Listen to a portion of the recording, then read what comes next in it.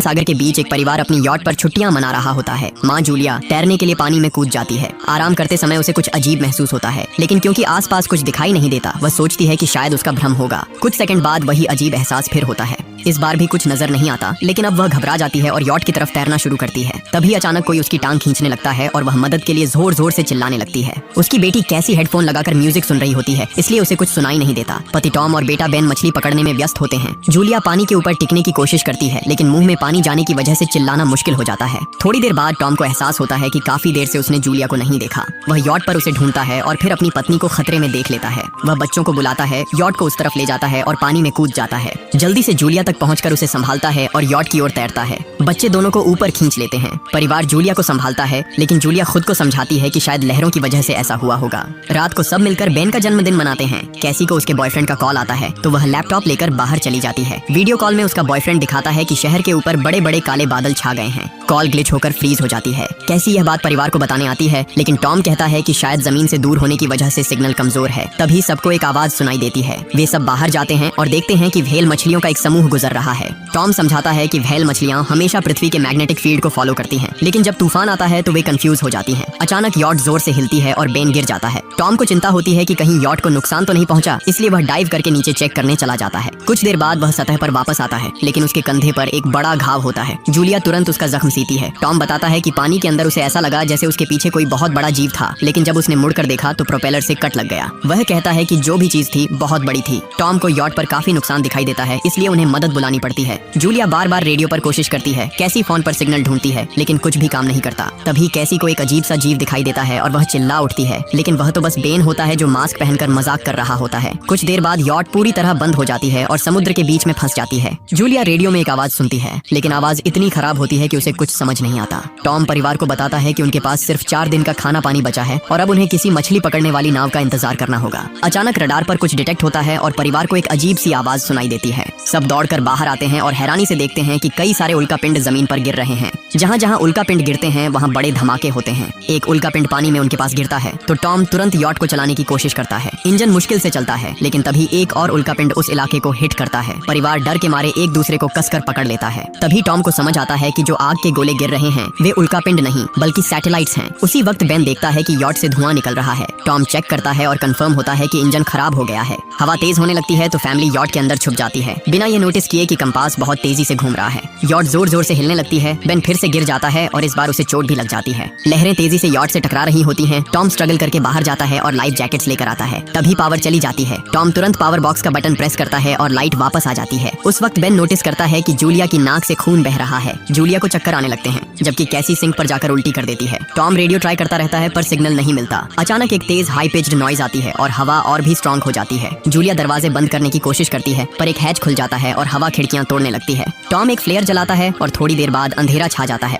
अगली सुबह family shock में उठती है कि वो स्टॉर्म से बच गए हैं, लेकिन यॉट आधी तबाह हो गई होती है। जब वो बाहर आते हैं तो देखते हैं कि समुद्र का पानी गायब हो गया है और यॉट अब जमीन पर अटकी है। सब ये देखकर शॉक में आ जाते हैं। कैसी सिग्नल चेक करती है पर नेटवर्क बिल्कुल डाउन होता है। बेन 2 मरे हुए केकड़ों से खेलने लगता है। टॉम कंपास चेक करता है और देखता है कि वो उल्टा हो गया है। ये आखिरी बार 7 लाख साल पहले हुआ था। कैसी को लगता है कि उसका बॉयफ्रेंड मर गया होगा और वो टूट जाती है। जब जूलिया उसे समझाने आती है तो कैसी उसे दूर कर देती है और छुपने चली जाती है। जूलिया और टॉम बची हुई सप्लाईज देखते हैं। बेन अपने बर्थडे बलून्स एक पत्थर से बांध देता है ताकि शायद कोई बचा हुआ सर्वाइवर देख ले। टॉम फिर रेडियो ट्राई करता है और इस बार एक आदमी से कनेक्शन हो जाता है। उसका नाम नाव होता है और वो एक सबमरीन का कैप्टन होता है। उसकी सबमरीन भी लैंड पर अटक गई है। वो कंफर्म करता है कि मैग्नेटिक पोल्स रिवर्स हो गए हैं, इसलिए ओशन पीछे हट गया है और जमीन डूब गई है। वो कहता है कि उसने अभी तक और सर्वाइवर्स नहीं देखे और कम्युनिकेशन सिस्टम्स बिल्कुल डाउन हो गए हैं। वो मजीद ये भी कहता है कि पोल्स फिर रिवर्स होंगे और शायद 1 हफ्ते में समुद्र वापस आ जाएगा। वो फैमिली को वार्न करता है कि जितना हो सके ऊंची जगह चढ़ जाओ, क्योंकि जब पानी वापस आएगा तो वो बहुत खतरनाक होगा। वो बोलता है उसका पार्टनर क्रैश में मारा गया और सबमरीन में बस 3 लोगों की ही जगह है। जूलिया और टॉम उससे कहते हैं कि प्लीज हमारे बच्चों को बचा लो। वो उन्हें अपने कोऑर्डिनेट्स दे देता है। टॉम कैलकुलेट करता है कि सबमरीन तक पहुंचने में 2-3 दिन लगेंगे। वो फैमिली से कहता है आज रात अच्छे से आराम कर लो, कल सुबह हम निकलेंगे। अगली सुबह फैमिली सामान पैक कर रही होती है। तभी टॉम को पास में कुछ हिलता हुआ दिखता है। वो एक लंगड़ा आदमी होता है जिसके हाथ में हार्पून होती है और साथ में एक कुत्ता लगातार भौंक रहा होता है। टॉम उसके पास जाता है और उसे पानी की बोतल देता है, लेकिन वो आदमी कुछ ऐसी भाषा में बोलता है जो टॉम समझ नहीं पाता। पानी पीने के बाद वो अजनबी अचानक टॉम के सिर पर बोतल मारता है और चेहरे पर जोर का लात मार देता है। जूलिया डर के मारे भागती है, लेकिन तब तक देर हो चुकी होती है। वो आदमी टॉम के पेट में हार्पून घुसा चुका होता है। टॉम कुछ पल तक तड़पता है और फिर वो उसकी गर्दन भी काट देता है। फिर वो आदमी जूलिया के पीछे भागता है और उस पर हार्पून फेंकता है, जिससे उसके कंधे में चोट लग जाती है। जूलिया दर्द सहते हुए यॉट के अंदर भागती है और बच्चों को बोलती है कि छुप जाओ। वो दरवाजा लॉक कर देती है। कैसी और बेन सोफे के अंदर घुस जाते हैं। जूलिया उन्हें फ्लेयर गन पकड़ाती है और खुद एक चाकू लेकर बाथरूम में छुप जाती है। वो आदमी दरवाजे पर जोर जोर से धक्के मारता है और आखिर अंदर घुस ही जाता है। पहले वो थोड़ा खाना उठाता है और फिर यॉट में इधर उधर ढूंढने लगता है, फिर बाथरूम की तरफ जाता है, लेकिन जूलिया समझदारी से एक छोटे छेद से बाहर निकल जाती है। वो आदमी सोचता है कि जूलिया भाग गई, लेकिन जैसे ही वो धीरे से निकलने लगती है, उसका कुत्ता उसे देख लेता है और भौंकने लगता है।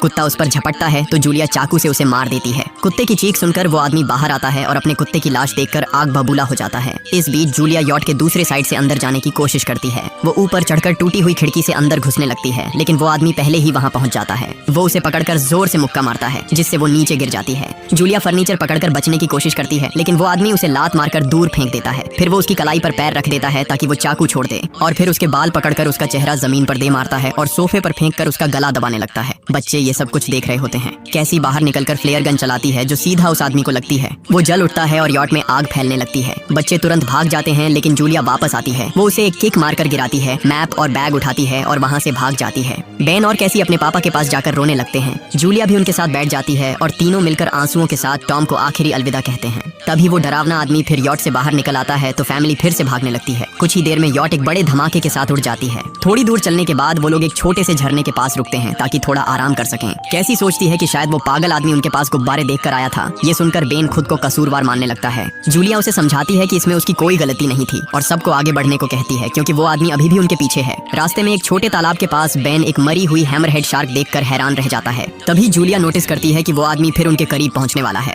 सब लोग दौड़ पड़ते हैं और एक रेत के टीले से नीचे गिर जाते हैं, जहां उन्हें जहरीला कचरा दिखाई देता है। फैमिली सावधानी से उसे पार करती है और लगता है कि उन्होंने उस आदमी से पीछा छुड़ा लिया है। चलते चलते उन्हें बड़े बड़े मरे हुए सी एनिमल्स और समुद्र के नीचे जमा हुआ सारा प्लास्टिक दिखने लगता है। बेन धीरे धीरे चलने लगता है तो जूलिया समझ जाती है कि वो डिहाइड्रेशन के करीब है। वो सबको रुकने को कहती है। जब वो पानी की बोतल देखती है तो उसे झटका लगता है। बोतल में पानी लगभग खत्म हो चुका होता है। कैसी को एहसास होता है कि शायद उसने बोतल ठीक से बंद नहीं की थी। जूलिया गुस्से में चिल्लाती है कि उसकी लापरवाही की वजह से पानी खत्म हो गया। कैसी जवाब देती है, क्या फर्क पड़ता है, वैसे भी हम बचने वाले नहीं हैं। दोनों के बीच लंबी बहस होती है, फिर भी फैमिली आगे चलती रहती है। कुछ देर बाद उन्हें एक क्रैश हुआ प्लेन मिलता है। अंदर कुछ हिलता डुलता देख सब डर जाते हैं, लेकिन वो सिर्फ कुछ पक्षी होते हैं। फैमिली तय करती है कि रात यहीं प्लेन के अंदर गुजारेंगे। वो थोड़ा सा स्नैक शेयर करते हैं और जूलिया को टॉम की जैकेट में एक फैमिली फोटो मिलती है, जिसे देखकर उसका दिल टूट जाता है। कैसी पूछती है, मॉम आप और डैड की लव स्टोरी क्या थी? जूलिया मुस्कुराकर बताती है, टॉम हॉस्पिटल में मेरा पेशेंट था। फिर एक दिन उसने फूल और एक प्यारी सी कविता देकर अपने कैसी प्लेन से बाहर जाती है। तभी वो डरावना आदमी उसे पीछे से पकड़ने की कोशिश करता है, लेकिन जूलिया अचानक पीछे से उस पर टूट पड़ती है और बार बार चाकू से वार करके उसे मार देती है। कैसी अपनी माँ को गले लगाकर शांत करती है। अगली सुबह उस आदमी की लाश पर कीड़े गुंड पड़े होते हैं।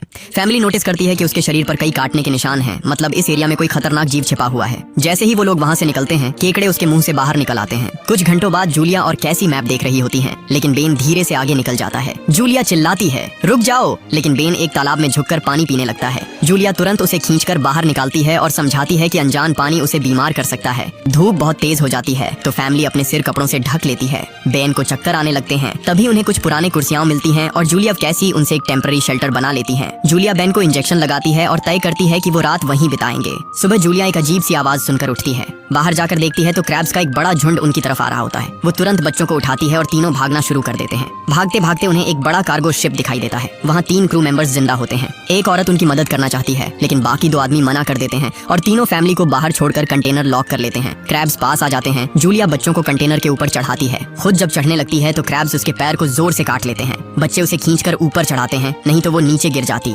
कंटेनर के एक छेद से आधे क्रैब्स अंदर घुस जाते हैं। क्रू मेंबर्स फायरिंग शुरू करते हैं, लेकिन क्रैब्स उन पर हावी हो जाते हैं और दोनों को मार डालते हैं। आखिरी आदमी छत के होल तक पहुंचता है, लेकिन क्रैब्स उसे भी नीचे खींच लेते हैं और वो भी मर जाता है।